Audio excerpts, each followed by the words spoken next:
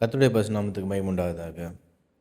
நாம் இன்னைக்கு ஆவியும் மாம்சமும் என்ற தலைப்பிலே இன்னைக்கு தேவனுடைய வார்த்தை குறித்து சிந்திப்போம்.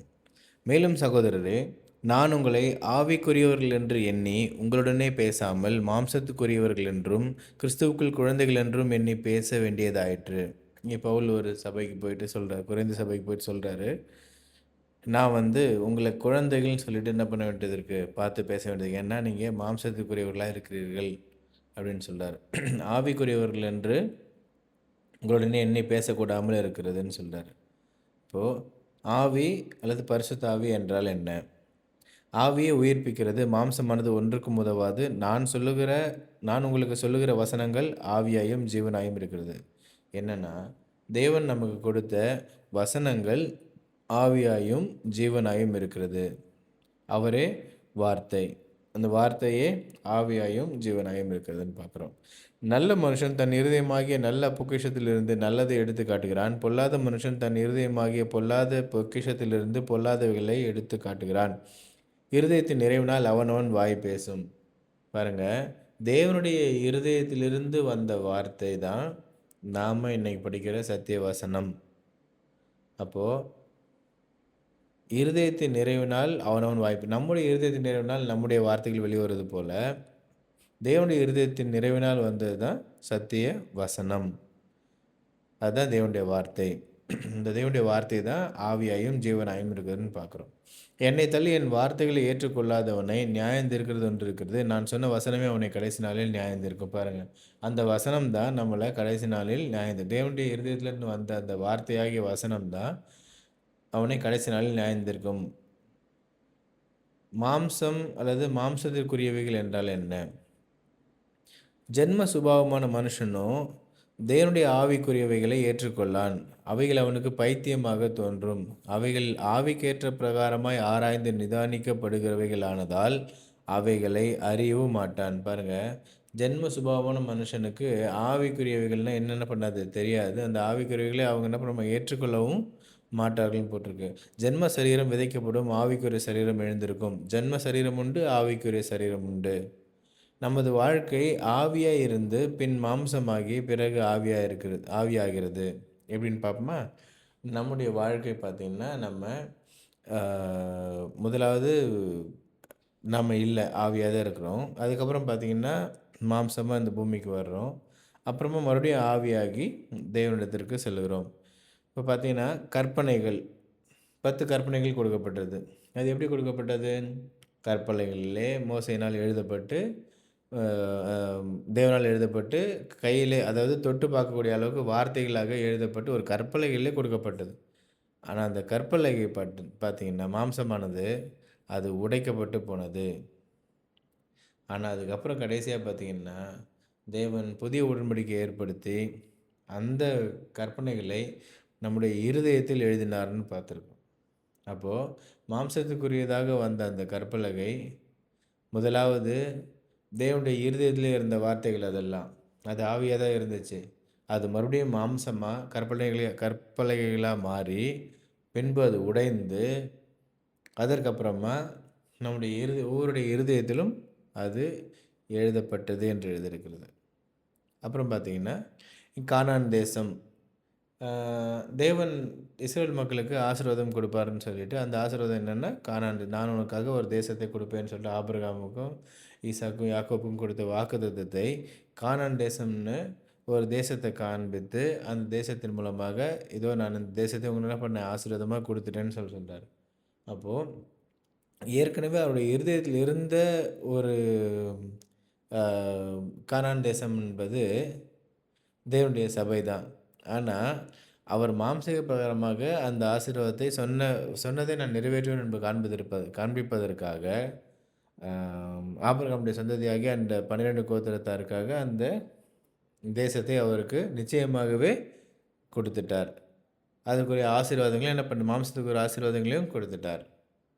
ஆனாலும் அது என்ன பண்ணல, இங்கே நிலைக்கவில்லைன்னு பார்க்குறோம். அது அழிந்து போனது. அப்போது அதுக்கப்புறமா சபை என்கிற ஆவிக்குரிய ஒரு கானான் தேசத்தை அவர் கொடுத்தார். அதை பரலோக ராஜ்யத்தை கொடுத்தார். அது அழியாததாக இருக்கிறது. அப்போது ஏற்கனவே அவர் இருதயத்தில் இருந்த அந்த சபையாகிய அந்த கானான் தேசமானது ஏற்கனவே இருந்தாலும், அது அப்படியே மாம்சத்தின்படி வந்து ஒரு குறிப்பிட்ட இடத்தை தேர்ந்தெடுத்து கொண்டு, அந்த இடத்தை ஆசீர்வதித்து அதையே அவர்களுக்கு கொடுத்து, அது மாம்சத்தின்படி இருந்தாலும் அது அழிந்து, பிறகு நித்தியமாகிய அது ஆவிக்குரிய விஷயமாக ப சபையாக பரலோக ராஜ்யமாக கானான் பரம கானானாக நமக்காக கொடுக்கப்படுகிறதா இருக்கிறது பாருங்க.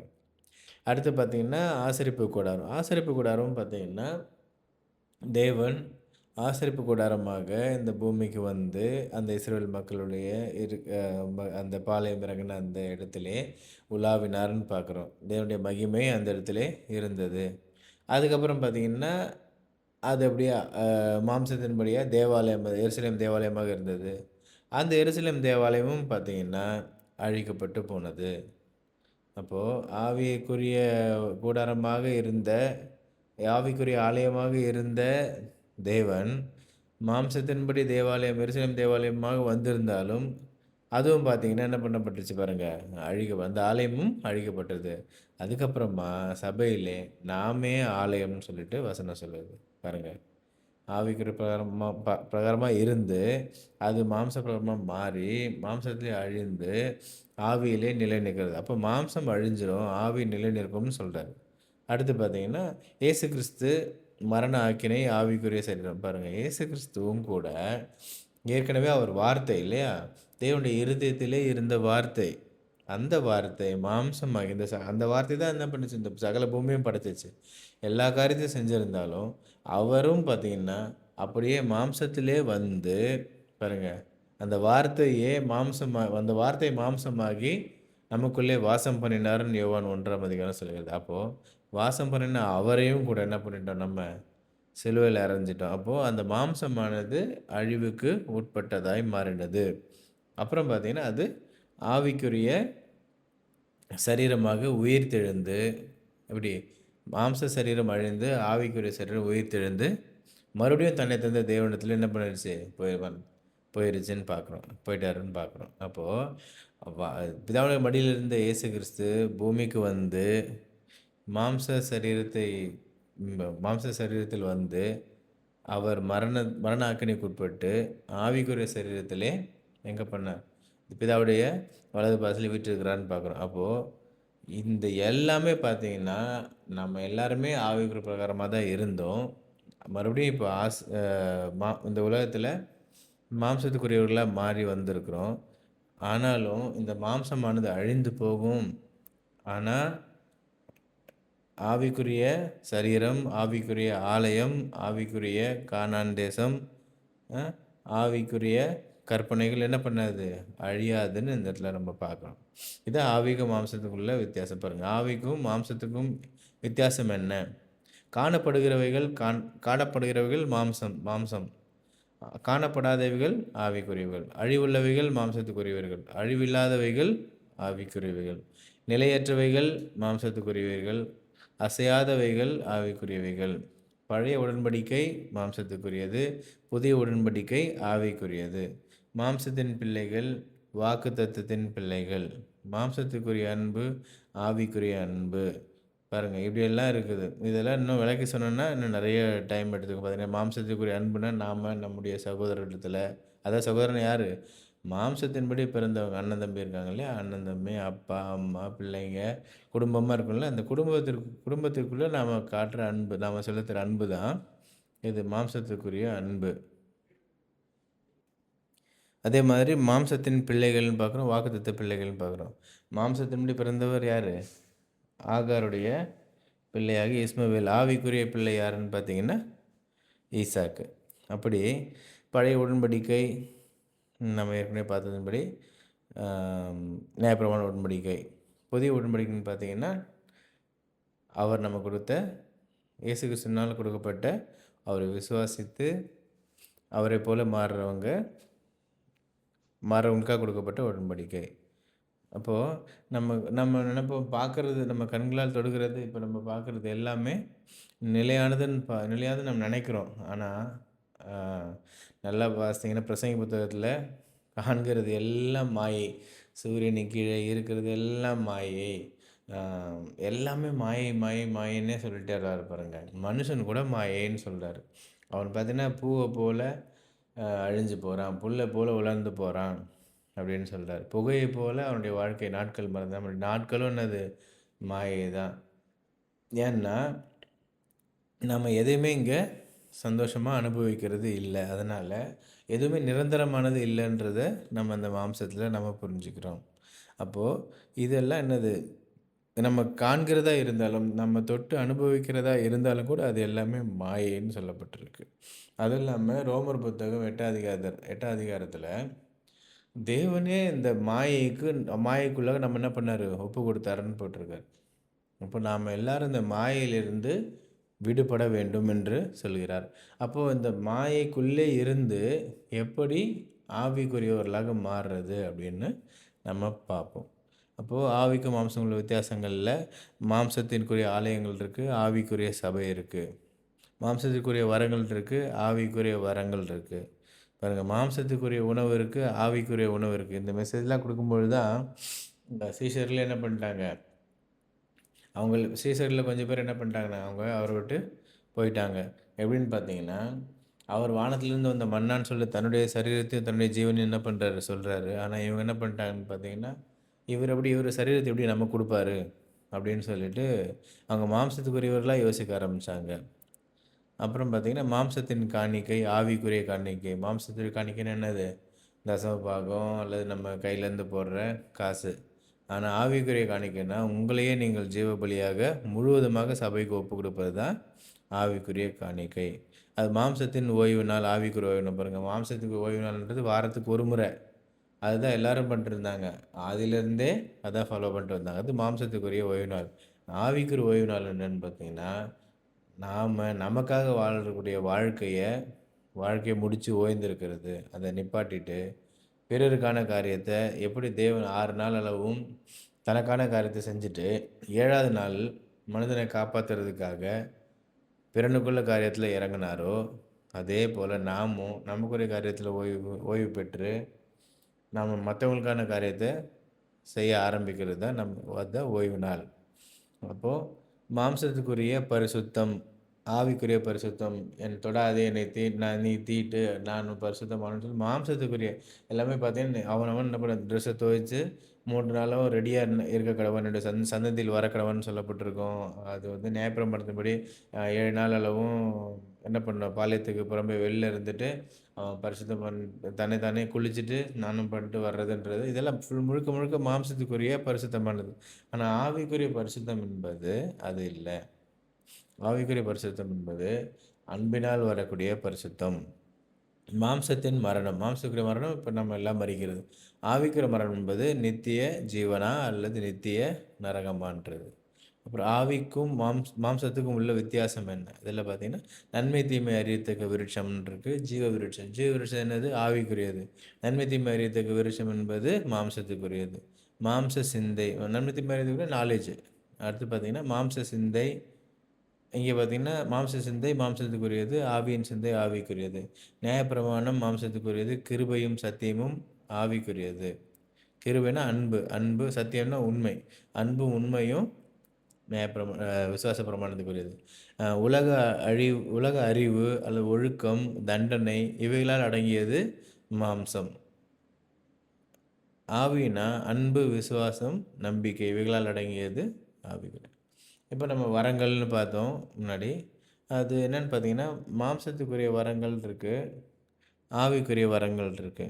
மாம்சத்துக்குரிய வரங்கள் பார்த்தீங்கன்னா, இது என்ன வித்தியாசமா இருக்குதுன்னு நம்ம நினைப்போம். ஆவிக்குரிய வரங்கள் நம்ம கேள்விப்பட்டிருப்போம். ஞானத்தை போதிக்கும் வரம், அறிவை போதிக்கும் வரம், ஆவிகளை பகுத்தறியும் வரம், விசுவாச வரம், குணமாக்கும் வரம், அற்புதங்களை செய்யும் வரம், தீர்க்கதரிசன வரம், பல்வேறு பாஷைகளை பேசும் வரம், பாஷைகளை வியாக்கியானம் பண்ணும் வரம், இப்படிப்பட்ட காரியங்கள் என்னது?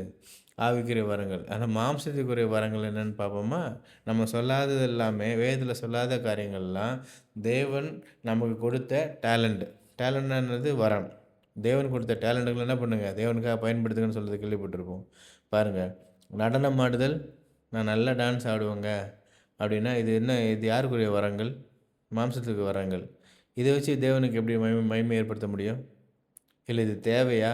அடுத்து பாருங்க, பாடல் பாடுதல்ல நல்லா பாடுவாங்க. தேவன் பாடக்கூடிய தாளந்து தேவன் குடுத்திருக்கிறார். பாடக்கூடிய வரங்களை தேவன் எனக்கு குடுத்திருக்கிறார். யார் சொன்னது இந்த பாடக்கூடிய வரம்ன்னு சொல்லிட்டு? எவ்வளவோ சினிமா பாடல்கள் பாடுற பாடகர்கள் இருக்கிறாங்க. ரொம்ப இனிமையா பாடுவாங்க. அ அப்போ பழைய ஏற்பாட்ல பார்த்தீங்கன்னா, தாவீது ராஜாவும் பாடகர்கள சம்பளத்துக்கு கூலி வச்சு வச்சிருந்தாரு எருசலேம் தேவாலயத்தில. அப்போ பாடல் பாடுதல் என்பது என்னன்னு பார்த்தீங்கன்னா, மாம்சத்தின்படியான வரம். அது இயற்கையிலே நம்ம சொல்றோம் பார்த்தீங்களா? ஆனா இது இயற்கைக்கு உட்பட்டது இல்ல இல்லையா? ஆவிக்குரிய வரங்கள். இயற்கைக்கு அப்பாற்பட்டது தான் ஆவிக்குரிய வரங்கள். பாடல் பாடுதல், நடனம் ஆடுதல், அப்புறம் இசைக்கருவி வாசித்தல். நான் நல்லா மியூசிக் வாசிப்பேன். நான் கத்துக்கிட்டேங்க. நான் நல்லா அப்படின்னு பார்த்தீங்கன்னா, அது என்னன்னு பார்த்தீங்கன்னா, அ மாம்சத்துக்குரிய வரங்கள்ல ஒண்ணு. ஓவியம் வரைதல், விளையாட்டுல சிறந்து விளங்குறது இதெல்லாம் என்னது? மாம்சத்திற்குரிய வரங்கள். இவைகளால் எப்படி தேவனை மகிமைப்படுத்த முடியும்னு யோசித்து பாருங்க. சிற்பக்கலை, கைவினை, கல்வி நல்லா படிப்பாங்க, சிறப்பா படிப்பாங்க. அதெல்லாம் அதுவும் என்ன திறன் தான், கல்வி திறன் தான். அதெல்லாம் திறமை தான். ஆனா மாம்சத்துக்குரிய திறமைகள், மாம்சத்துக்குரிய வரங்கள் அதெல்லாம். கணித திறன், பேச்சாற்றல் திறன், மொழித்திறன் இதெல்லாம் என்னதுன்னு பார்த்தீங்கன்னா, மாம்சத்துக்குரிய வரங்கள் இது எல்லாமே.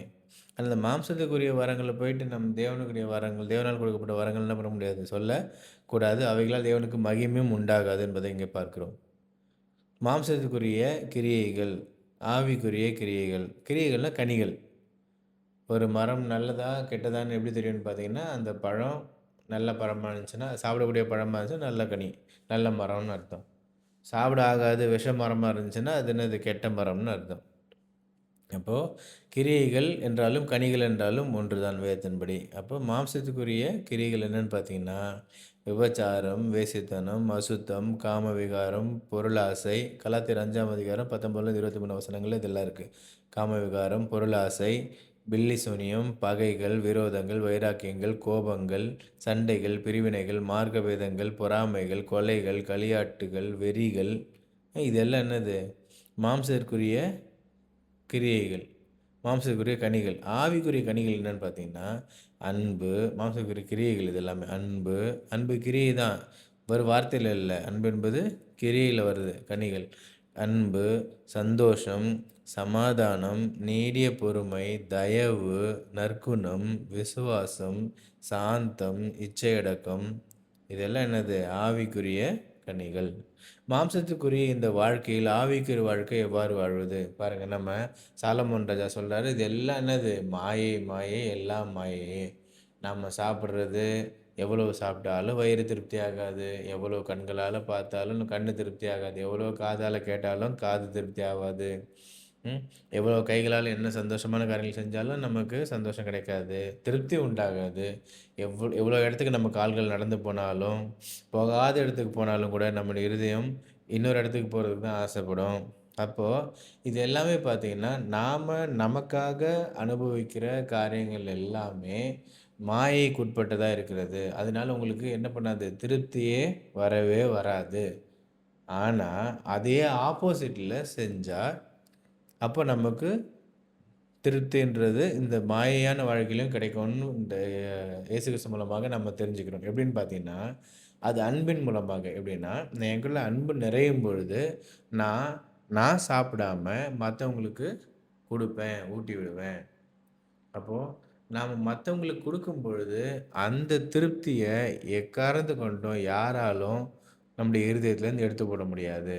நம்ம கண்களால எவ்வளோ இடத்த பார்க்கறது, காட்சிகள பார்க்கறதுனால நம்முடைய கண்கள் திருப்தி ஆவாது.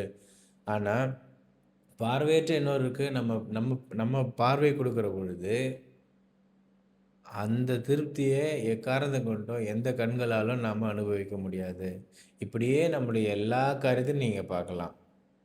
நம்ம செய்ற ஒரு நடக்க முடியாத ஒருத்தர வந்து அவரால வாழ்க்கையில செய்ய முடியாத ஒரு காரியத்த பார்க்க முடியாத இடத்துக்கு கொண்டு போய் அவர பார்க்க வைக்கிறதுன்றது, உங்களுடைய கால்களால உங்களுக்கு உண்டாகக்கூடிய நிம்மதி, திருப்தின்னு பார்க்குறோம். அப்போ எல்லாம் நமக்காக அனுபவிக்கிறதுக்கு, நம்முடைய குடும்பத்துக்காக அனுபவிக்கிறது, நம்முடைய சொந்த மாம்சத்துக்குரியவர்களுக்காக அனுபவிக்கிற செய்கிற எல்லா காரியங்களும், கிரியைகளும் மாயை, வீண்ன்னு பார்க்குறோம். அதனால தான் சாலமன் ராஜா சொல்றாரு, "நீ உனக்காக செய்றதெல்லாம் வீண். ஆனா இந்த மாயான உலகத்திலே கூட, நீ பிறருக்காக செய்கிறது எல்லாமே, அது வீணானது கிடையாது. அது எல்லாம் தேவனுடைய கணக்கிலே எழுதப்பட்டிருக்கிறதுன்னு பார்க்குறோம். அப்போ இந்த மாம்சத்துக்குரிய இந்த வாழ்க்கையில் ஆவிக்குரிய வாழ்க்கை எவ்வாறு வாழ்வது? மாம்சத்தினால் பிறப்பது மாம்சமாக இருக்கும், ஆவியினால் பிறப்பது ஆவியாக இருக்கும். ரெண்டு விதமான பிறப்பு இருக்குது. நம்ம அப்பா அம்மாவுக்கு பிறக்கிற வாழ்க்கை, பிறந்து வாழ்கிற வாழ்க்கை என்னன்னு பார்த்தீங்கன்னா மாம்சத்துக்குரிய வாழ்க்கை. ஆவியினால், அதாவது ஆவினா என்னன்னு பார்த்தோம் ஃபஸ்ட்டு, வார்த்தை, தேவனுடைய வார்த்தை தான் ஆவி. நான் சொல்கிற வசனங்கள் ஆவியாயும் ஜீவனாயும். அப்போது அந்த வார்த்தையினால் பிறப்பது ஆவியாக இருக்கும். அவர்கள் இரத்தத்தினாலாவது மாம்ச சித்தத்தினாலாவது புருஷனுடைய சித்தத்தினாலாவது சித்தத்தினாலாவது பிறவாமல் தேவனாலே பிறந்தவர்கள். பாருங்கள், அவர் மாம்சத்தினால மறுபடியும் பிறக்கல. ஒரு மறுபடியும் பிறவிட்டால் தேவனுடைய ராஜ்யத்தில் பெற முடியாது, பிரவேசிக்க முடியாது. அப்போது இவர்கள் தேவனுடைய சித்தத்தினால் பிறந்தார்கள். தேவனுடைய சித்தம் என்பது நாம் பிறருக்காகவே வாழ ஆரம்பிப்பதே தேவனுடைய சித்தம். அப்போ அதன்படி பிறந்தவர்கள் ஆவிக்குரியவர்கள்னு சொல்லப்பட்டிருக்கு. நீங்கள் வளரும்படி புதிதாய். அப்போது இப்போ ஆவிக்குரிய பிறப்புன்னு பாருங்கள். நம்ம ஆவிக்குரிய பிறப்பில் பார்த்திங்கன்னா, நாம் ஏற்கனவே மாம்சத்துக்குரிய வாழ்க்கையில் நம்ம மறித்தா மட்டும்தான் நம்ம ஆவிக்குரிய ஒரு பிறப்பு என்ன பண்ண முடியும், பிறக்க முடியும்னு பார்க்குறோம். அதனால் நிக்கதேமுகிட்ட சொல்லும்பொழுது, எப்படி நான் ஒரு வயசான காலத்தில் எப்படி நான் மறுபடியும் அம்மாவோட வயிற்றில் பிறக்க முடியும்னு கேட்குறாரு. நீ மாம்சத்துக்குரிய எப்படி சிந்திக்கிறியே, நீ இப்போ ஒரு போதகரான்னு சொல்லி என்ன பண்ணுறாரு, இயேசு கிறிஸ்து அந்த விளக்கி சொல்ல என்னன்னா, ஆவிக்குரியது என்பது நாம் வார்த்தையை கேட்டு, தேவனுடைய வார்த்தையை கேட்டு அன்புள்ளவர்களாக மாறி பிறருக்கான வாழ்க்கையை வாழ நம்மை அர்ப்பணிப்பது தான் ஆவிக்குரிய பிறப்புன்னு சொல்கிறார். அப்போ நீங்கள் வளரும்படி புதிதாக பிறந்த குழந்தைகளைப் போல திருவசனமாகிய கலங்கமில்லாத ஞானப்பால்மேல் வாஞ்சியாக இருங்கள். நீங்கள் ஒன்ஸ் ஒரு டைம் என்ன பண்ணிட்டீங்க, ஆவிக்குரிய உருப்படிகளாக பிறந்துட்டீங்கன்னா அதுக்கப்புறமா குழந்தைகளாக பிறந்திருக்கிறோம் இல்லையா, அப்போ குழந்தை வளரணும்ல. அப்போ அதனால் சத்திய வசனத்தை என்ன பண்ணணும், ஒரு பச்சை குழந்தையை போல் தினந்தோறும் அந்த தேவனுடைய ஞானப்பாலாகிய வசனத்தின் மேல் வாஞ்சியாக இருக்கணும்னு சொல்லப்பட்டிருக்கு. அப்போ நான் வருமளவு வாசிக்கிறதிலும் புத்தி சொல்லிலும் உபதேசிக்கிறதிலும் ஜாக்கிரதையாக இரு. நமக்கு ஆவிக்குரிய பிள்ளைகளுக்கு எல்லாருக்குமே வாசிக்கிறது, புத்தி சொல்கிறது, உபதேசிக்கிறது என்ன பண்ணணும், நிப்பாட்டவே கூடாதுன்னு பார்க்குறோம். அப்போ இதெல்லாம் ஆவிக்குரிய வளர்ச்சிக்கு உதவக்கூடிய ஒன்று. துன்மார்க்கருடைய ஆலோசனை நடவாமலும், பாவிகள் வழியில் இல்லாமலும், பரியாசகர் உட்காரத்தில் உட்காராமலும், கர்த்தருடைய வேதத்தில் பிரியமாக இருந்து இரவும் பகலும் அவருடைய வேதத்தில் தியானமாக இருக்கிற மனுஷன் பார்க்கணும். பாருங்கள், அவருடைய வார்த்தையை நம்ம சாப்பிட்றது தான் முக்கியமான மன்னா. அது நமக்கு நம்ம ஆவிக்குரிய மனுஷன் எந்த அளவுக்கு வளர்ந்துருக்கிறான் அப்படின்றது எதை வச்சு தெரியும்னு பார்த்தீங்கன்னா, நாம் வேதத்துக்கு கொடுக்குற முக்கியத்துவத்தை வைத்து நம்ம தெரிஞ்சுக்கலாம் ஆவிக்குரிய வளர்ச்சி. மேலும் நாம் அனைவரும் தேவனுடைய குமாரனை பற்றும் விசுவாசத்திலும் அறிவிலும் ஒருமைப்பட்டவர்களாகி கிறிஸ்துவனுடைய நிறைவான வளர்ச்சியின் அளவுக்கு தக்கதாக பூரண புருஷராகும் வரைக்கும். பாருங்கள், நாம் இயேசு கிறிஸ்து எந்த அளவுக்கு ஆவியிலே வளர்ந்திருந்தாரோ அந்த அளவுக்கு மாம்சத்திலே பிறந்த பொழுது நாமளும் அந்த அவருடைய வளர்ச்சியின் அளவுக்கு தக்கதாக பூரண புருஷர் ஆகிற வரைக்கும் நம்ம என்ன பண்ண வளர்ந்துட்டே இருக்கணும்னு சொல்கிறார். அப்போது தேவனுடைய ஆவி உங்களில் வாசமாக இருந்தால் நீங்கள் மாம்சத்துக்கு உட்பட்டவர்களாக இராமல் ஆவிக்குட்பட்டவர்களாக இருப்பீர்கள். கிறிஸ்துவின் ஆவி இல்லாதவன் அவருடைய நல்ல. இப்போ பார்த்தீங்கன்னா நம்ம குழப்பமாக இருக்கும், அது என்னது தேவனுடைய ஆவின். அப்போது தேவனுடைய ஆவினா தேவனுடைய இருதயம். எப்படின்னா இருதயத்துலேருந்து வார்த்தை வருது. அப்போது அந்த வார்த்தையே வந்துச்சுன்னா இப்போ இருதயமும் வந்துச்சுன்னா, இப்போ தேவனுடைய இருதயம் எப்படி வாசிக்கலாமா, தேவனுடைய இருதயம் உங்களில் வாசமாக இருந்தால் பாருங்கள். ஏன்னா நான் ஒரு ஒரு எறும்பு கூட்டத்தை காப்பாற்றணுன்னா நாம் எறும்பாக போனால் மட்டும்தான் என்ன பண்ண முடியும், அதோட காரியங்கள்லாம் தெரிஞ்சுக்கிட்டு அதை காப்பாற்ற முடியும். நாம் விலங்குகள் ஏதாச்சும் ஒரு விலங்குகளுடைய இருதயம் நம்ம கொடுக்கப்பட்டால் மட்டும் விலங்குகள் குறித்து நம்ம புரிஞ்சிக்க முடியும். அதே போல் விலங்குகளுக்கும் நம்முடைய இருதயம் கொடுக்கப்பட்டதான் நம்முடைய வார்த்தைகளை அதால் புரிஞ்சிக்க முடியும். அதே போல் தேவனுடைய இருதயம் நம்ம கொடுக்கப்பட்டால் மட்டும்தான் நாம் தேவனுடைய வார்த்தையை புரிஞ்சிக்க முடியும். அப்போது அன்னைக்கு பெந்தெகோஸ்தே நாளில் தேவனுடைய இருதயமானது என்ன பண்ணப்பட்டது, எல்லாருடைய சீஷர்களுடைய இருதயத்திலும் கொடுக்கப்பட்டது. உடனே அவங்க செஞ்ச காரியம் பாருங்கள், தேவனை போலவே அவங்க என்ன பண்ணிட்டாங்க, மாறிட்டாங்க. அன்பில் பூரண புருஷராக வளர்ந்துட்டாங்க. அப்போ தேவனுடைய இருதயம் உங்களில் வாசமாக இருந்தால் நீங்கள் மாம்சத்துக்கு உட்பட்டவர்களாக இராமல் தேவனுடைய இருதயத்துக்கு உட்பட்டவர்களாக இருப்பீர்கள். தேவனுடைய இருதயம் இல்லாதவன் அவருடைய நல்ல, ஏன்னா அவன் மாம்சத்துக்கு உட்பட்டவனாக இருக்கிறதுனால். ஆனபடியால் கிறிஸ்து இயேசுக்கு உட்பட்டவர்களாக இருந்து மாம்சத்தின்படி நடவாமல் ஆவின்படியே நடக்கிறவர்களுக்கு ஆக்கினை தீர்ப்பு இல்லை. பாருங்கள், தேவனுடைய இருதயத்தின்படி நாம் நடக்கிறவர்களுக்கு ஆக்கினை தீர்ப்பு இல்லை. மேலும் கிறிஸ்து உங்களில் இருந்தால் சரீரமானது பாவத்தின் நிமித்தம் மரித்ததாயும் ஆவியானது நீதி நிமித்தம் ஜீவனுள்ளதாயும் இருக்கும். பின்னும் நான் சொல்லுகிறது என்னவென்றால், ஆவிக்கேற்றபடி நடந்து கொள்ளுங்கள். அப்பொழுது மாம்ச இச்சையை நிறைவேற்றாதிருப்பீர்கள். பாருங்க, நாம நெறைய சமயத்தில, எப்பா எப்படியாச்சும் பாவம் செய்யக்கூடாது. இந்த 10 கற்பனையும் நிறைவேற்றி முடிச்சிடணும். நாம இந்த பாவம் செய்யக்கூடாது, பாவம் செய்யக்கூடாதுன்னு நெனச்சிட்டே உட்காந்துருப்போம். நம்ம என்ன செய்யக்கூடாதுன்னு நெனைக்கிறோமோ, அதே தான் நம்ம செஞ்சுருவோம். ஆனா, இங்க பாருங்க, நீங்க என்ன செய்யணுமோ அத செஞ்சுட்டே இருங்க. ஆட்டோமேட்டிக்கா நீங்க பாவம் செய்றதுக்கான வாய்ப்பே இல்லன்னு சொல்ல வராரு. அப்போ பின்னும் நான் சொல்லுகிறது என்னவென்றால், ஆவிக்கேற்றபடி நடந்து கொள்ளுங்கள். அப்போ உங்களுடைய இருதயத்தில் ஆவியானவர் வருகிற பொழுது, தேவனுடைய வார்த்தையானவர் வருகிற பொழுது, அப்போ அவருடைய இருதயம் நமக்கு கொடுக்கப்படுகிற பொழுது, நாம என்ன பண்ணணும்? அவரைப் போலவே நடந்து கொள்வோம். அவரைப் போல நடக்கிற பொழுது, நாம மாம்ச இச்சைய அவர் நிறைவேற்றாதது போல நாமளும் நிறைவேற்ற மாட்டோம்னு சொல்றாரு. அன்றியும் இயேசுவை மருத்துவரிலிருந்து எழுப்பினவருடைய ஆவி உங்களில் வாசமாக இருந்தால் பாருங்க, உங்களில் வாசமாக இருந்தால், கிறிஸ்துவை மருத்துவரிலிருந்து எழுப்பினவர் உங்களில் வாசமாக இருக்கிற தம்முடைய ஆவியினாலே சாவுக்கு எதுவான உங்கள் சரீரங்களையும் உயிர்ப்பிப்பார் பாருங்க. அந்த தேவனுடைய இருதயம் பிதாவுடைய இருதயம் இப்படி சொல்லலாமா? பிதாவுடைய இருதயமானது இயேசு கிறிஸ்துவினுடைய இருதயமாக இருந்தது. அப்போ அதனாலே அவர் என்ன பண்ணப்பட்டார்? அவர் உயிர்த்தெழுந்தார். உயிர்த்தெழுந்து தேவனுடைய வலது பாரிசிலே வீற்றிருக்கிறார். அப்படியானால் நமக்கும் தேவனுடைய இருதயம் கொடுக்கப்பட்டதென்றால், தேவனுடைய ஆவி கொடுக்கப்பட்டதென்றால், நம்முடைய சரீரமும் உயிர்த்தெழுந்து தேவனுடைய வலது பாரிசத்திலே அவரோடே வீற்றிருக்கும். ஆவியே உயிர்ப்பிக்கிறது. மாம்சமானது ஒன்றுக்கும் உதவாது. நான் உங்களுக்கு சொல்லுகிற வசனங்கள் ஆவியாயும் ஜீவனாயும் இருக்கிறது. அது மாம்சத்துக்குரியதல்ல. தேவனுடைய வசனங்கள் ஆவியாயும், அதுதான் நமக்கு என்னது? உயிர், ஜீவனாயும் இருக்கிறது. எப்படி என்றால், மாம்ச சிந்தை தேவனுக்கு விரோதமான பகை. அது தேவனுடைய நியாயப்பிரமாணத்துக்கு கீழ்ப்படியக்கூடாமலும் இருக்கிறது. மாம்சத்தில் யாரும் நியாயப்பிரமாணத்தை என்ன பண்ண முடியாது? நிறைவேற்ற முடியாது. ஆனால் ஆவியில, அதாவது அன்பில் நம்ம என்ன பண்ணலாம்? நியாயப்பிரமாணத்தை முழுவதுமாக நிறைவேற்றலாம். மாம்சத்துக்குட்பட்டவர்கள் தேவனுக்கு பிரியமாக இருக்க மாட்டார்கள். அவங்க வாய்ப்பே கிடையாது. தன் மாம்சத்திற்கென்று விதைக்கிறவன் மாம்சத்தினால் அழிவை அறுப்பான். பாருங்க, நாம் விதைக்கிற விதையானது மாம்சத்துக்கென்று என்ன பண்ணக்கூடாது? இருக்கக்கூடாது. நான் என்ன பண்ணுறேன்?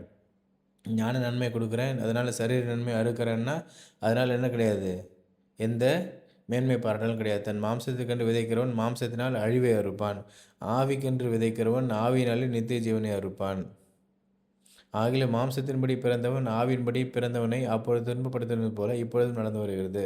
பாருங்க, மாம்சத்தின்படி பிறந்தவன் யாரு? ஆகருடைய மகனாகிய இஸ்மவேல் இல்லையா? அப்போது ஆபிரகாமுடைய பிள்ளையாகிய வாக்குத்தத்தத்தின்படி பிறந்தவனாகிய ஈசாக்கை என்ன பண்ணுறான்? அவன் துன்பப்படுத்திட்டே வர்றான். அப்போது அதுபோலவே இப்போவும் பார்த்தீங்கன்னா, நாம் மாம்சக்குரியவர்களாக இருக்கிற வரைக்கும் உலகம் நம்மளை பகைக்காது. ஆனால் என்னைக்கு உண்மையாகவே சத்திய சபையிலே ஆவிக்குரியவர்களாக நம்ம மாறி, நம்ம முழுவதுமாக சபைக்காக ஒப்பு கொடுக்குற பொழுது, அன்னைக்கு ஆரம்பிக்கும் நம்மளை துன்பப்படுத்த ஆரம்பிப்பாங்க. எப்படின்னு பார்த்தீங்கன்னா, மாம்சத்துக்குரியவர்களுக்கு ஆவிக்குரியவர்களை பார்த்தா என்ன பண்ணாது? பிடிக்காது. அதன்படி என்ன பண்ணுவாங்க? நம்மளை துன்பப்படுத்த ஆரம்பிப்பாங்க. அதுபோலவே அப்போது நடந்து வருகிறது, இப்பொழுதும் நடக்கப் போகிறது, இப்போது நடந்து கொண்டு வருகிறது. சகோதரரே, நான் சொல்லுகிறது என்னவெனில், மாம்சமும் இரத்தமும் தேவனுடைய ராஜ்யத்தை சுதந்திரிக்க மாட்டாது. அழிவுள்ளது அழியாமையை சுதந்திரிப்பதும் இல்லை. இது ஃப்யூச்சருக்கும் சொல்லலாம், இப்போ உள்ளதுக்கும் சொல்லலாம். ஏன்னு பார்த்தீங்கன்னா, சபைக்குள்ளே உள்ளே வரணும்னா அவன் மாம்சத்தை வெறுத்து, அவன் மாம்சம் இரத்தமும் இல்லாதவனாக தேவனுடைய ராஜ்யத்தை சுதந்திரிக்க, அழியாமையை சுதந்திரித்து கொள்ள அவன் ஆவிக்குரியவனாய் மாறினால் மட்டுமே இந்த தேவனுடைய ராஜ்யத்தில் பிரவேசிக்க முடியும். அதுபோலவே இந்த நம்ம மாம்சத்துக்குரிய சரீரம் இருக்கு இல்லையா? நம்ம மரித்த பிறகு அழிஞ்சு போகுது இல்லையா? அந்த சரீரம் அழிஞ்சு போயிட்டு ஆவிக்குரிய சரீரமாகிய ஒரு புதிதான சரீரம், மறுமைக்குரிய சரீரம் நம்ம கொடுக்கப்பட்டு, அதன்படி என்ன பண்ணுவோம்? நம்ம தேவனுடைய ராஜ்யத்தில் பரலோக ராஜ்யத்திற்கு பிரவேசிக்கிறவர்களாக இருப்போம். அடுத்து பார்த்தீங்கன்னா, மாம்சம் ஆவிக்கு விரோதமாகவும் ஆவி மாம்சத்துக்கு விரோதமாகவும் இச்சிக்கிறது. நீங்கள் செய்ய வேண்டுமென்று இருக்கிறவைகளை செய்யாதபடிக்கு அவைகள் ஒன்றுக்கொன்று விரோதமாக இருக்கிறது. பாருங்க, நாம் தேவனுடைய ராஜ்யத்தில் பிரவேசிக்கணும்னு ஆசையாக இருக்கும். ஆனால் பார்த்தீங்கன்னா, நம்முடைய மாம்சம் என்ன பண்ணாது? அதற்கு விடாது. அதே சமயத்தில் ஆவிக்குரியவர்களும் பார்த்தீங்கன்னா, பாவம் செய்யலான்னு விரும்பினா கூட அவங்களால என்ன பண்ண முடியாது? செய்ய முடியாது. ஏன்டா அவைகள் ரெண்டுமே ஒன்றுக்கொன்று விரோதமாக இச்சிக்கிறதுன்னு சொல்லணும். எப்படியாச்சும் ஃபாஸ்டிங் இருந்துடலான்னு சொல்லிட்டு நம்ம ஆவி நினைக்கும். ஆனால் மாம்சம் எப்படியாச்சும் பிரியாணி சாப்பிட்லாமான்னு நினைக்கும். அதுபோல் எல்லா காரியங்களும் பார்த்தீங்கன்னா, இது ஒரு எடுத்துக்காட்டுக்காக சொல்றேன். இத போல ஆப்போசிட் டைரக்ஷன்ல என்ன பண்றது? எல்லாம் பிரயாணம் செய்கிறதா இருக்கிறது. அவர் மருத்துவரின் தேவனாய் இராமல், ஜீவனுள்ளவரின் தேவனாய் இருக்கிறார். எல்லாரும் அவருக்கு பிழைத்திருக்கிறார்கள். மாம்சத்தில் பிழைத்தவர்கள், ஆவியில் மரித்தவர்கள். முக்கியமானது பாருங்க. மாம்சத்தில் பிழைத்தவர்கள், ஆவியில் மரித்தவர்கள். அதனால சொல்றாரு, ஆ பிணம் எங்கேயோ அங்கே கழுகுகள் வந்து கூடும். பிணம் என்றால் மரித்தவர்கள், மரித்தோர் இல்லையா? மரித்தோர் அடக்கம் பண்ணுவார்கள். நீ என்னை பின்பற்றி வான்னு சொன்ன வார்த்தைலாம் பார்த்து மரித்தோர் தேவனுடைய வார்த்தையை கேட்கும் காலம் வருகிறது. அது இப்பொழுதே வருகிறதுன்னு சொல்றாரு. அப்போ இயேசு கிறிஸ்துவினுடைய வார்த்தை ஜீவனுள்ள வார்த்தை. அந்த வார்த்தையை அவர்கள் கேட்கிறதில்ல. அந்த வார்த்தையை அப்படி சொல்றாரு. அப்போ மாம்சத்தில் பிழைத்தவர்கள் பார்த்தீங்கன்னா, ஆவியில் மரித்தவர்கள். மாம்சத்தில் மரித்தவர்கள், ஆவியில் ஜீவன் உள்ளவர்கள். மாம்சத்துக்கென்று மரித்தவர்கள் சீஷர்கள் யாரு? மாம்சத்தில் மரித்தவர்கள், ஆவியில் ஜீவன் உள்ளவர்களா இருக்கிறார்கள். அவர் மரித்தது பாவத்திற்கென்று ஒரே தரம் மரித்தார். அவர் பிழைத்திருக்கிறது தேவனுக்கென்று பிழைத்திருக்கிறார். அப்படியே நீங்களும் உங்களை பாவத்திற்கு மரித்தவர்களாகவும், நம்முடைய கர்த்தராகிய இயேசு கிறிஸ்துவுக்குள் தேவனுக்கென்று பிழைத்திருக்கிறவர்களாகவும் எண்ணிக்கொள்ளுங்கள். நாம் நமக்காக வாழ்கின்ற வாழ்க்கையை இறுதியாக நம்ம என்னன்னு பார்க்குறோம்னு பார்த்தீங்கன்னா, அப்போ ஆவிக்குரிய வாழ்க்கைன்னு என்னன்னு பார்க்கலாம். நாம் நமக்காக வாழ்கின்ற வாழ்க்கையை 100% விட்டுவிட்டு 100% பிறருக்காக வாழ்வது தான் ஆவிக்குரிய வாழ்க்கை. நீங்கள் ஒருவரில் அன்பாயிருங்கள். நானும் உங்கள் அன்பாயிருந்தது போல நீங்களும் ஒருவரில் அன்பாயிருங்கள் என்கிற புதிதான கட்டளையை உங்களுக்கு கொடுக்கிறேன். நீங்கள் ஒருவரில் அன்புள்ளவர்களாய் இருந்தால், அதனால் நீங்கள் என்னுடைய சீஷர்கள் என்று எல்லாரும் அறிந்து கொள்வார்கள். இன்னைக்கு நம்ம எப்படி இருக்கிறோமோ, இன்னைக்கு கிறிஸ்தவ சபைகள் எப்படி இருக்குன்னு பாருங்க. அப்பா அந்த சபையில பார்த்தீங்கன்னா, ஏற்றத்தாழ்வு எதுவும் இருக்காதுப்பா. அவங்க எல்லாரும் ஒற்றுமையா இருப்பாங்க. அங்க போனா, அவங்க எல்லாரும் பார்த்தீங்கன்னா, சமமா இருப்பாங்க. வெளியில தான் இப்படி பாகுபாடு பார்க்குறாங்க. அல்லது வெளியில தான் வந்து பணக்காரன், ஏழைன்னு இருக்குது. ஆனா பார்த்தீங்கன்னா, சபையில அப்படிலாம் கிடையாது. அங்க பார்த்தீங்கன்னா, எல்லாரும் ஒண்ணா இருப்பாங்க. ஒருத்தர் ஒருத்தர் தாங்கி இருப்பாங்க. ஐக்கியமா இருப்பாங்க. அவங்க ஐக்கியத்த பிரிக்கவே முடியாது. அவங்க எல்லாருக்கும் ஒரே பந்தி இருக்கும். அவங்க எல்லாருக்கும் ஒரே பணப்பை இருக்கும். அவங்க எல்லாரும் ஒண்ணா இருப்பாங்க. அவங்கெல்லாம் சீஷர்கள். அவங்க பரிசுத்தவான்கள். அவங்கள மாரி நம்மளால என்ன பண்ண முடியாது, வாழ முடியாதுன்னு நம்ம புறஜாதிகள் அதாவது வெளில இருக்கவங்களால சொல்ல முடியுமா? யோசிச்சு பாருங்க. அப்போ அப்போ நீங்கள் அவருடைய சீஷர்கள் இல்லை என்று எல்லாரும் அறிந்து நீங்கள் ஒருவரில் அன்பில்லாதவர்களாய் இப்படி வாசிக்கலாம்னு நினைக்கிறேன். நீங்கள் ஒருவரிலொருவர் அன்பில்லாதவர்களாய் இருந்தால், அதனால் நீங்கள் என்னுடைய சீஷர்கள் இல்லை என்று எல்லாரும் அறிந்து கொள்வார்கள். நெகட்டிவா வாசிக்கிறேன் பாருங்க. அப்படிதான் இப்ப என்ன பண்ணுது? இருக்குது. நாம் சகோதரனிடத்தில் அன்பு கூறுகிறபடியால் மரணத்தை விட்டு நீங்கி ஜீவனுக்கு உட்பட்டிருக்கிறோம் என்று அறிந்திருக்கிறோம். சகோதரத்தில் அன்பு கூறாதவன் மரணத்தில் நிலை கொண்டிருக்கிறான். இப்போ பார்த்தீங்கன்னா, நம்ம சகோதரத்தில் அன்பு கூறுகிறவன் நியாயப்பிரமாணத்தை நிறைவேற்றுகிறான்னு வசனம் வாசித்திருக்கோம். அதுக்கு அப்படியே ஆப்போசிட்ல பார்த்தீங்கன்னா, சகோதரனிடத்தில் அன்பு கூறாதவன் மரணத்திலே நிலை கொண்டிருக்கிறான். எந்த மரணம்? அது மாம்சக்குரிய மரணம் இல்ல. ஆவிக்குரிய மரணத்துக்கு நிலை கொண்டிருக்கிறான். நாம் சகோதரத்தில் அன்பு கூறுகிறபடியால் மரணத்தை விட்டு நீங்கி ஜீவனுக்கு உட்பட்டிருக்கிறோம். யாரெல்லாம் நம்முடைய சகோதரத்தில் அன்பு கூறுறாங்களோ, கிரியையினால அன்பு கூறுறாங்களோ, அவங்க எல்லாரும் மரணத்தை விட்டு நீங்கி ஜீவனுக்கு உட்பட்டிருக்கிறார்கள். தன் சகோதரனை பகைக்கிற எவனும் மனுஷ கொலைபாதகனா இருக்கிறான். நல்ல முக்கியமான வார்த்தை அண்டர்லைன் பண்ணி மனுஷ கொலைபாதகனா இருக்கிறான். மனுஷ கொலைபாதகன் எவனோ அவனுக்குள் நித்திய ஜீவன் நிலைத்திராது என்று அறிவீர்கள். பாருங்க. தன் சகோதரனை பகைக்கிற நம்ம சபைக்கு வர்ற ஒரு சீஷனை நம்ம சபைக்கு நம்ம பக்கத்தில் உட்கார்ந்துருக்கிற அந்த விசுவாசியை பகைக்கிற எவனும் மனுஷ கொலைபாதகன்னு 1 யோவான் 3:16 சொல்லுகிறது. ஒருவன் இவ்வுலக ஆசை உடையவனாய் இருந்து தன் சகோதரனுக்கு குறைச்சல் என்று கண்டு தன் இருதயத்தை அவனுக்கு அழைத்து கொண்டால் அவனுக்குள் தேவ அன்பு நிலை கொள்ளுகிறது எப்படி? பாருங்க. எவ்வளோ சீரியஸா சொல்றாரு பாருங்க. ஒருவன் இவ்வுலக ஆஸ்தி உடையவனாய் இருந்து அப்போ நம்முடைய ஆஸ்தி இப்போ தாவீது ராஜா கூட சங்கீத புத்தகத்தில் என்ன சொல்றாருன்னா, என்னுடைய செல்வம் உமக்கு வேண்டியதா இராமல் பூமியில் உள்ள பரிசுத்தவான்களுக்கும் மகாத்துமாக்களுக்கும் வேண்டியதா இருக்கிறதுன்னு சொல்றாரு. அவர் கூட பார்த்தீங்கன்னா, தாவீது ராஜா பெரிய பணக்காரராச்சு, பெரிய சொத்துலாம் சேர்த்து வச்சிருப்பாரு. நீங்க யோசித்து பார்த்தீங்கன்னா, அவர் தன் பிள்ளைக்காகவோ, இவங்களுக்காகவோ மத்த என்ன பண்ணல, அவர் சேர்த்து வைக்கல. அவர் முழுக்க முழுக்க ஆலயத்தை கட்டுறதுக்கான காரியங்களுக்காக அவர் என்ன பண்ணாரு, சேர்த்து வச்சாரு. அன்னைக்கு அவருக்கு கொடுக்கப்பட்ட ஆலயம் எது? எருசலேம் தேவாலயம். அதனால அவரு அப்படி சேர்த்து வச்சிருந்தாரு. இன்னைக்கு நமக்கு யார் ஆலயம்? நம்முடைய சக சீஷர்கள் தான் ஆலயம். அப்போ அவங்களுக்கான காரியங்கள நம்ம சேர்த்து வைக்க வேண்டியது எவ்வளோ இம்பார்ட்டன்ட்னு சொல்லிட்டு சொல்றாரு பாருங்க. அப்போ இவ்வுலக ஆசை உடையவனாய் இருந்து தன் சகோதரனுக்கு குறைச்சல் ஒன்று கண்டு தன் இருதயத்தை அவனுக்கு அடைத்துக் கொண்டால் அவனுக்குள் தேவ அன்பு நிலை கொள்கிறது எப்படி? என் பிள்ளைகளே வசனத்தினாலும் நாவினாலும் அல்ல கிரியையினாலும் உண்மையினாலும் அன்பு கூறக்கடவோம். இதனாலே நாம் நம்மை சத்தியத்திற்குரியவர்கள் என்று அறிந்து நம்முடைய இருதயத்தை அவருக்கு முன்பாக நிச்சயப்படுத்திக் கொள்ளலாம். இந்த ஒரே ஒரு காரியம்தான் நாம் சத்தியத்திற்குரியவர்கள் என்று என்ன பண்ணலாம், நம்மளை அறிஞ்சிக்கலான்னு சொல்றாரு. நம்முடைய இருதயமே நம்மை குற்றவாளிகளாக தீர்க்குமானால், தேவன் நம்முடைய இருதயத்திலும் பெரியவராய் இருந்து சகலத்தையும் அறிந்திருக்கிறார். பாருங்க, நம்முடைய இருதயமே நம்மள இல்லப்பா ஒரு குற்ற உணர்ச்சின்றது நம்ம இருதயத்தில என்ன பண்ணக்கூடாது, இருக்கவே கூடாதுன்னு சொல்றாரு. அப்ப இந்த சபையில இருக்கிறவங்க, உண்மையான தேவனுடைய சபையில இருக்கிறவங்க, சீஷர்கள் சபையில இருக்கிறவங்க, அவங்களுடைய இருதயத்தில சுத்தமா என்ன பண்ணாது, குற்ற உணர்ச்சியே இருக்காது. ஏன்னா, அவங்கள்ட்ட தான் எதுவுமே இல்லையே! எல்லாம் சபையில இருக்குதுல்ல. அப்ப அதனால யார் என்கிட்ட கேட்டாலும், என்கிட்ட இல்ல, சபையில இருக்குன்னு சொல்லிடுவாங்க. ஆனா, இன்னைக்கு நம்மகிட்ட கேட்டா நம்மட்ட இல்லன்னு சொல்ல முடியுமா? அப்போ குற்ற உணர்ச்சி நமக்கு என்ன பண்ணும்? வருது. ஏன் குற்ற உணர்ச்சி வருது? நம்மட்ட வச்சுக்கிட்டு என்ன பண்ண மாட்டேங்கிறோம்? தர மாட்டேங்கிறோம். அப்போ நம்முடைய இருதயமே நம்மை குற்றவாளியாக தீர்க்க பாருங்க. நம்முடைய இருதயம் நம்மள இல்லப்பா நீ ரொம்ப மோசமானவன்ப்பா. நம்முடைய இருதயம் நமக்கு சொல்லுச்சுன்னா, அப்ப தேவன் நம்முடைய இருதயத்திலும் பெரியவரா இருந்து சகலத்தையும் அறிந்திருக்கிறாரே! அப்போ நீங்கள் உங்கள் பிதாவாகிய பிசாசினால் உண்டானவர்கள். இங்க இயேசு கிறிஸ்து அங்க இருக்க அ அ அ அவருக்கு விரோதமா இருந்த யூதர்கள பார்த்து சொல்றாரு, "நீங்கள் உங்கள் பிதாவாகிய பிசாசானவனால் உண்டானவர்கள். உங்கள் பிதாவினுடைய இச்சைகளின்படி செய்ய மனதா இருக்கிறீர்கள். அவன் ஆதிமுதற்கொண்டு மனுஷ கொலைபாதகனா இருக்கிறான்." பாருங்க. ஏற்கனவே பார்த்தோம் நம்ம மனுஷன் தம்முடைய சகோதரத்தில் அன்பு கூறாதவன் மனுஷ கொலைபாதகன். அவர்கள் தூதர்கள். நாம யாரு? மனிதர்கள். அப்போ நாம 2 பேருமே தேவனால படைக்கப்பட்டதுனால, சொல்லப்போனா அவங்க நம்ம அண்ணன். நம்ம யாரு? தம்பிகள். இல்லையா? அப்போ அவங்களுக்கு அப்புறமா பிறந்தவங்க நம்ம. உண்டாக்கப்பட்டவங்க நம்ம. அப்போ அவங்க நம்மள பாதுகாக்கணும் இல்லையா? ஏன்னா மனிதர்களை என்ன பாதுகாக்கணும், பராமரிக்கணுன்ற வேலை தூதர்களும் குடுத்துருக்கிறாரு. பணிவிடை செய்யக்கூடிய வேலையும், பாதுகாக்க, பராமரிக்கக்கூடிய வேலை. அப்போ அவர்களுக்கு கீழ நம்மள படைச்சிருந்தாலும் கூட பார்த்தீங்கன்னா, அவங்க நம்மள என்ன பண்ணல? பாதுகாக்கல, பராமரிக்கல. அதப்போலவே அதப்போல யாரெல்லாம் தம்முடைய சகோதரர்களுக்கு அவங்களுக்கு என்ன சகோதரத்தில் அன்பு கூறாதவங்க, அவங்க மனுஷ கொலைபாதகனா இருக்கிறார்கள்ன்னு சொல்லலாம். பிசாசுக்கு சமமா இருக்கிறார்கள்ன்னு சொல்றாரு. ஆதிமுதற்கொண்டு மனுஷ கொலைபாதகனா இருக்கிறான். சத்தியம் உண்மை இருக்காது. பாருங்க சத்தியம் அவனிடத்தில் இல்லாதபடியால், அவன் சத்தியத்திலே நிலைநிற்கவில்லை. உண்மையிலே நிலைநிற்கவில்லை. அவன் பொய்யனும் பொய்யுக்கு பிதாவுமா இருக்கிறபடியால், அவன் பொய் பேசும்போது தன் சொந்தத்தில் எடுத்து பேசுகிறான். அப்ப பிசாசைப் போல தெரிந்தும் பாவம் செய்கிறவர்கள் அவனுடனே கூட அழிவார்கள்.